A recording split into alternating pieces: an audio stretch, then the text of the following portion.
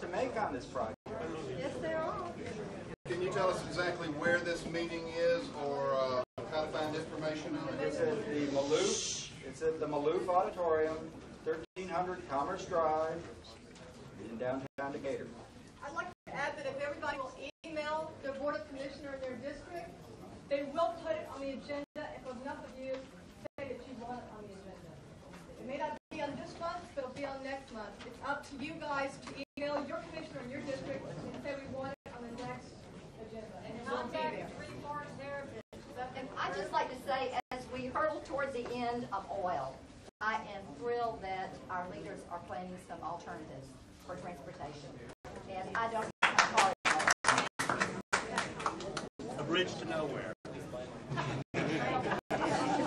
right. Well, go ahead and look at some of this stuff, please. And I'll be here. I'll talk to anybody that would like to. Yeah, me too.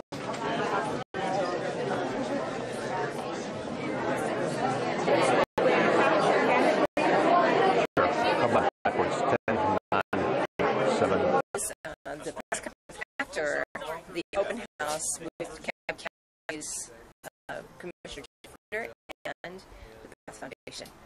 Testing 1, 2, 3. I was going to say, some questions you just wanted to respond to. Yeah, Okay, and the questions will be asking you your comments too. So very good. we're good. All right. Okay, Paulette, that was just kind of practice. Okay, I'm rolling. So just Yeah. Okay. So Dave, we really appreciate you coming out tonight to the open house. Certainly. And really appreciate the support you've been giving to the Three Forks Heritage Alliance organization.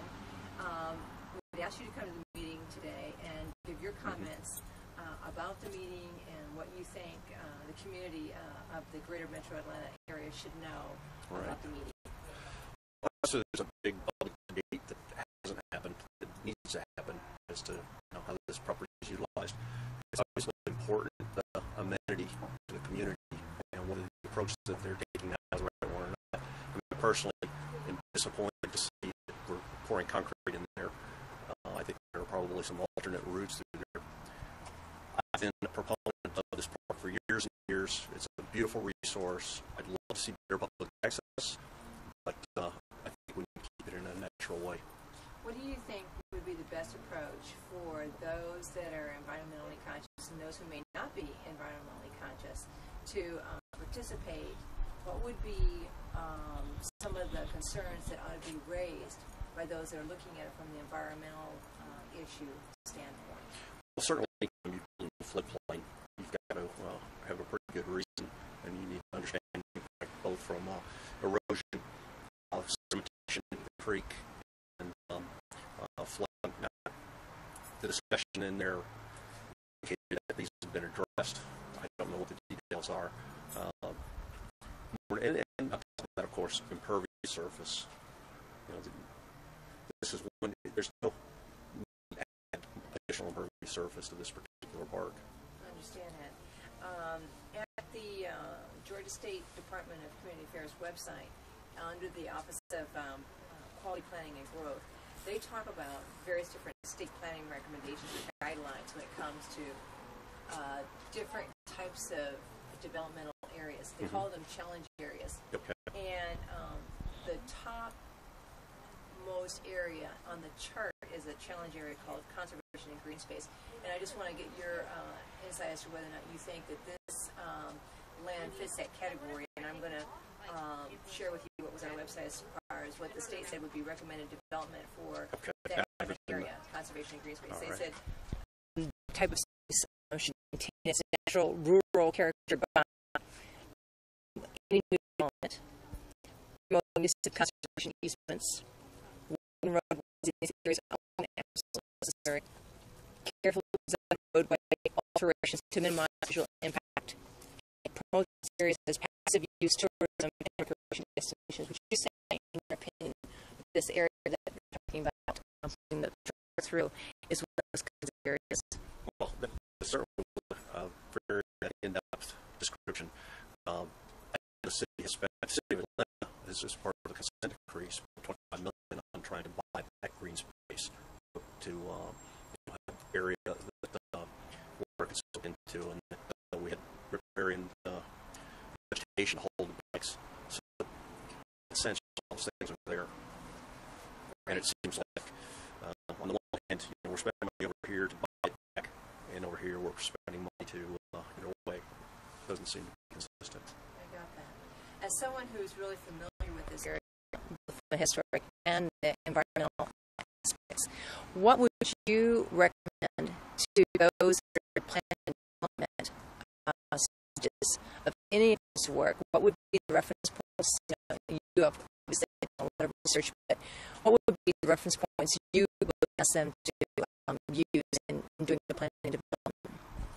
I'm not sure I understand the question. So, obviously, there's environmental concerns. You're for the plan. Obviously, we discussed there are some historic preservation concerns as well. Obviously, there's some conservation and preservation aspects that could be addressed. And what we heard here was basically Path Foundations and McBrayer stating they're willing to build whatever it is the county wants them to. The current what is multi-use concrete trail specific to the connectivity amongst our different multi-trails use areas. So knowing what you know about this area, what would you recommend to those that are in the plan?